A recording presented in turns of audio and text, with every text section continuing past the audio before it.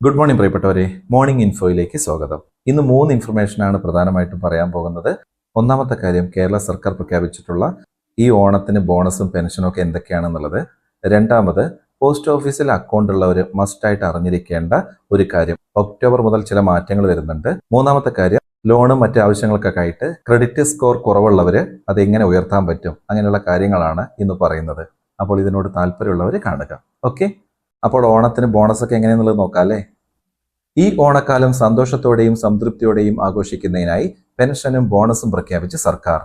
2 ഗഡു ക്ഷേമ പെൻഷൻ. സാമൂഹ്യ സുരക്ഷ ക്ഷേമനിധി പെൻഷൻ ഗുണഭോക്താക്കൾക്ക് 2 ഗഡു ക്ഷേമ പെൻഷൻ ലഭിക്കും.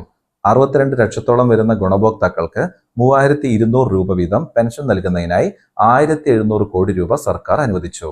നിലവിൽ വിതരണം തുടരുന്ന പെൻഷൻ ഗഡുവിന് പുറമെയാണ് 2 ഗഡു കൂടി അനുവദിച്ചിരിക്കുന്നത്. സർക്കാർ ജീവനക്കാർക്കും അധ്യാപകർക്കും 4000 രൂപയാണ് ഇത്തവണ സർക്കാർ ബോണസ് അനുവദിച്ചിരിക്കുന്നത്. ബോണസിന് അർഹതയില്ലാത്തവർക്ക് പ്രത്യേക ഉത്സവ ഭത്തയായി 2750 രൂപയും നൽകും. സർവീസ് പെൻഷൻകാർക്കും പ്രത്യേക ഉത്സവ ഭത്തയായി 1000 രൂപ അനുവദിച്ചു. പങ്കാളിത്ത പെൻഷൻ പദ്ധതി പ്രകാരം വിരമിച്ച ജീവനക്കാർക്കും പ്രത്യേക ഉത്സവ ഭത്ത ലഭിക്കും. സംസ്ഥാനത്തെ എല്ലാ സർക്കാർ ജീവനക്കാർക്കും ഓണം അഡ്വാൻസായി 20000 രൂപ ലഭിക്കും. പാർട്ട് ടൈം കണ്ടിൻജന്റ് ഉൾപ്പെടെയുള്ള മറ്റ് ജീവനക്കാർക്ക് അഡ്വാൻസ് 6000 രൂപയാണ്. ഇത് ഗവൺമെന്റിലുള്ളവർക്ക്. പ്രൈവറ്റിലുള്ളവർക്കും ബോണസ് ഒക്കെ കിട്ടുമായിരിക്കും അല്ലേ? കിട്ടട്ടെ, എല്ലാവർക്കും നല്ലോണം ബോണസ് കിട്ടട്ടെ. അടുത്തത്, പോസ്റ്റ് ഓഫീസിലെ ലഘു സമ്പാദ്യ പദ്ധതി, മറ്റു സമ്പാദ്യ പദ്ധതികൾ, സുകന്യ സമൃദ്ധി യോജന ഇതിലൊക്കെ ചേർന്നവര് ഒരു മാറ്റം ഒക്ടോബർ മുതൽ വരുന്നുണ്ട്. എന്തൊക്കെയെന്ന് പറയാം. 1990 ഏപ്രിൽ 2 മുമ്പും ശേഷവും തുറന്ന അക്കൗണ്ടുകളിൽ ഇനി 2 നിരക്കിലുള്ള പലിശയാകും ലഭിക്കുക. 1990 ഏപ്രിൽ 2 തുറന്ന അക്കൗണ്ടുകളിൽ നിലവിൽ ലഭിക്കുന്ന പലിശ തന്നെ തുടർന്ന് ലഭിക്കും. എന്നാൽ ഈ തീയതിക്ക് ശേഷം തുറന്ന അക്കൗണ്ടുകൾക്ക് പോസ്റ്റ് ഓഫീസ് സേവിങ്സ് അക്കൗണ്ടുകളുടെ പലിശ നിരക്കായിരിക്കും ലഭിക്കുക. ഒരാൾക്ക് ഒന്നിൽ കൂടുതൽ അക്കൗണ്ടുകൾ ഉണ്ടെങ്കിൽ ഒരെണ്ണത്തിന് മാത്രമേ പലിശ ലഭിക്കൂ. രണ്ടാമത്തെ അക്കൗണ്ടിലെ തുക തിരികെ ലഭിക്കും. ഇനി PF അക്കൗണ്ടിലെ മാറ്റം. ഒന്നിലധികം പബ്ലിക് പ്രൊവിഡന്റ് ഫണ്ട് അക്കൗണ്ടുകൾ ഉണ്ടെങ്കിൽ അതിലും മാറ്റം ഉണ്ടാകും. ആദ്യത്തെ അക്കൗണ്ടിന് നിലവിലെ നിരക്കിൽ തന്നെ പലിശ ലഭിക്കും. എന്നാൽ രണ്ടാമത്തെ അക്കൗണ്ടിലെ ബാക്കിയുള്ള തുക ആദ്യ അക്കൗണ്ടുമായി യോജിപ്പിക്കും. 2ൽ കൂടുതൽ അക്കൗണ്ട് ഉള്ളവർക്കും പലിശ ലഭിക്കില്ല.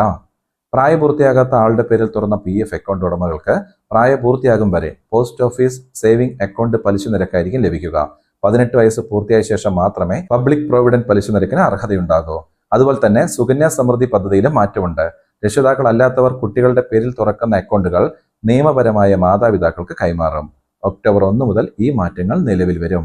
അതുകൊണ്ട് പോസ്റ്റ് ഓഫീസിൽ നിക്ഷേപ പദ്ധതികളുള്ളവർ എന്താണെന്നുള്ളതൊന്ന് മനസ്സിലാക്കുക. പോസ്റ്റ് ഓഫീസിൽ പോകുമ്പോൾ ഒരുപക്ഷെ അവിടെയുള്ളവർ ഇത് പറഞ്ഞു തരണമെന്നില്ല.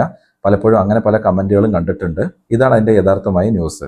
ഓക്കെ, ഇനി അടുത്ത് വരുന്നത് ഈ ക്രെഡിറ്റ് സ്കോറിനെ പറ്റിയിട്ടാണ്. എന്താണ് ഈ ക്രെഡിറ്റ് സ്കോർ എന്നുള്ളതിന്റെ ഡീറ്റെയിൽ വീഡിയോ മുന്നേ ചെയ്തിട്ടുണ്ട്. അതായത് നമുക്ക് ലോണും മറ്റും ബാങ്കുകളിൽ നിന്ന് കിട്ടണമെങ്കിലോ ഇന്നത്തെ കാലത്ത് ഒരു ഫിനാൻസ് ഇൻസ്റ്റിറ്റ്യൂഷനിൽ നമുക്ക് ജോലി കിട്ടണമെങ്കിലോ നമ്മളുടെ ക്രെഡിറ്റ് സ്കോർ അവർ നോക്കാറുണ്ട്. സിബിൽ എന്നൊക്കെ പറയും. അങ്ങനെ കുറച്ച് കാര്യങ്ങളുണ്ട്. നമ്മൾ എടുക്കുന്ന ലോണും മറ്റു കാര്യങ്ങളും നോക്കിയിട്ട് അതിന്റെ തിരിച്ചടവെല്ലാം കറക്റ്റ് ആണെങ്കിലാണ് ഇത് കൃത്യമായിട്ട് പോവുക. അതല്ലെങ്കിൽ നമ്മളുടെ ക്രെഡിറ്റ് സ്കോർ കുറയും. അങ്ങനെ കുറഞ്ഞ് 750 താഴെയാണെങ്കിൽ നമുക്ക് ലോണും നല്ല അങ്ങനെയുള്ള ഒരു കാര്യങ്ങളും കിട്ടില്ല. ചിലപ്പോൾ മുമ്പ് ഇതിനെപ്പറ്റി ഒന്നും അറിയാത്ത കാലത്ത് പലരും ലോൺ അടയ്ക്കാണ്ടോ അല്ലെങ്കിൽ പല പ്രശ്നങ്ങളായിട്ട് ചിലപ്പോൾ ബാങ്ക് ആ ലോണിനെ കിട്ടാക്കടമായിട്ടൊക്കെ എഴുത്തുള്ള ഉണ്ടാവും. അങ്ങനെയുള്ളവരൊക്കെ ലോ ക്രെഡിറ്റ് സ്കോറിലാണ് ഉണ്ടാവുക, അതായത് 750 താഴെ. അങ്ങനെയുണ്ടെങ്കിൽ അവർക്ക് ഭാവിയിലും പല ബുദ്ധിമുട്ടുകൾ ഉണ്ടാകാം. എന്നാൽ വളരെ ഈസി ആയിട്ട് നമുക്ക് ക്രെഡിറ്റ് സ്കോർ ഉയർത്താൻ പറ്റും. ഒരു ക്രെഡിറ്റ് കാർഡ് ഉണ്ടെങ്കിൽ. പക്ഷേ ഒരു പ്രശ്നമുണ്ട്. നമുക്ക് ക്രെഡിറ്റ് കാർഡ് കിട്ടണമെങ്കിൽ 750 മേലെ ക്രെഡിറ്റ് സ്കോർ ഉണ്ടാവുകയും ചെയ്യണം. അപ്പൊ എന്ത് ചെയ്യും? അതിനുള്ള ഒരു വഴിയാണ്, നമ്മുടെ അടുത്ത് കുറച്ച് പൈസ ഉണ്ടെങ്കിൽ, അതായത് ഒരു 10,000 അല്ലെങ്കിൽ 20,000 രൂപയൊക്കെ ഉണ്ടെങ്കിൽ നമുക്ക് ഇതിന് സൗകര്യമുള്ള ബാങ്കിൽ കൊണ്ടുപോയിട്ട് FD ആയിട്ട് ഇടാൻ പറ്റും, ഫിക്സഡ് ഡിപ്പോസിറ്റ് ആയിട്ട്. എന്നിട്ട് അതിന് മേലേക്ക് നമുക്കൊരു ക്രെഡിറ്റ് കാർഡ് തരാൻ വേണ്ടിയിട്ട് ബാങ്കിനോട് നമുക്ക് ആവശ്യപ്പെടാം. പല ബാങ്കിലും ഈ സൗകര്യമുണ്ട്. അതായത് ക്രെഡിറ്റ് കാർഡ് അഗെയിൻസ്റ്റ് FD എന്ന് പറയും. ഉദാഹരണത്തിന് നമ്മൾ 20,000 രൂപയാണ് FD ഇട്ടിരിക്കണമെന്നുണ്ടെങ്കിൽ നമുക്ക് കിട്ടുന്ന ക്രെഡിറ്റ് കാർഡിൽ മാക്സിമം 10,000 രൂപ വരെയൊക്കെ ഉപയോഗിക്കാൻ പറ്റുള്ളൂ എന്നുണ്ടാകും. എന്നിരുന്നാലും അത് സംഘടിപ്പിക്കുക. കാരണം ഈ ക്രെഡിറ്റ് കാർഡിലെ കൃത്യമായിട്ടുള്ള തിരിച്ചടവ് കാര്യങ്ങൾ വളരെ പെട്ടെന്ന് തന്നെ നമ്മളുടെ ക്രെഡിറ്റ് സ്കോറിനെ ഉയർത്താൻ പറ്റും. അതുകൊണ്ട് അങ്ങനെ ഒരു ക്രെഡിറ്റ് കാർഡ് സംഘടിപ്പിക്കാൻ നോക്കുക. ഒട്ടുമിക്ക ബാങ്കിലും ഈ ഒരു സൗകര്യം ഉണ്ട്. എന്നിട്ട് നമ്മൾ ഈ ദൈനംദിനമായിട്ട് വാങ്ങുന്ന കുറെ സംഭവങ്ങളില്ലേ, പലചരക്ക് കാര്യങ്ങള്, പെട്രോൾ അടിക്കല്, ഇങ്ങനെയുള്ള കാര്യങ്ങൾക്കെല്ലാം ഈ ക്രെഡിറ്റ് കാർഡ് ഉപയോഗിക്കുക. ഈ ക്രെഡിറ്റ് കാർഡിന് ഒരു ടൈം ലിമിറ്റ് ഉണ്ടാവും. ഒരുപക്ഷെ 45 ദിവസം അല്ലെങ്കിൽ 50 ദിവസം എന്നുള്ളത്. കൃത്യമായിട്ട് നിങ്ങൾ ക്രെഡിറ്റ് കാർഡ് വാങ്ങുമ്പോൾ അതിന് എത്രയാണ് ആ ടൈം ലിമിറ്റ് എന്നുള്ളത് മനസ്സിലാക്കുക. എന്നിട്ട് നിങ്ങൾ ഈ ദൈനംദിന കാര്യങ്ങൾക്കായിട്ട് ക്രെഡിറ്റ് കാർഡ് ഉപയോഗിച്ചുണ്ടെങ്കിൽ കൃത്യമായിട്ട് ആ 50 ദിവസമാണെങ്കിൽ 50 ദിവസത്തിനുള്ളിൽ, അല്ലെങ്കിൽ 45 ആണെങ്കിൽ 45 ദിവസത്തിനുള്ളിൽ കൃത്യമായി അടച്ചിട്ട് വരിക. നിങ്ങൾ അങ്ങനെ ചെയ്തു നോക്കൂ. വളരെ പെട്ടെന്ന് തന്നെ 1 വർഷം അല്ലെങ്കിൽ 6 മാസം കൊണ്ട് തന്നെ നിങ്ങളുടെ ക്രെഡിറ്റ് സ്കോറിൽ വളരെ നല്ല മാറ്റം ഉണ്ടാകും. ഇങ്ങനെ നമുക്ക് വളരെ കുറഞ്ഞ ക്രെഡിറ്റ് സ്കോറിൽ നിന്നും ഉയർന്നു വരാൻ പറ്റും. ഇങ്ങനെ ഒരു വഴിയാണ് ഏറ്റവും നല്ലതായിട്ടുള്ളൂ. അതൊന്ന് മനസ്സിലാക്കിയിട്ട് താല്പര്യമുള്ളവർ അത് ചെയ്യുക. ഓക്കെ, ഇന്ന് ഇത്രയും കാര്യങ്ങളാണ് പ്രിയപ്പെട്ടവരെ.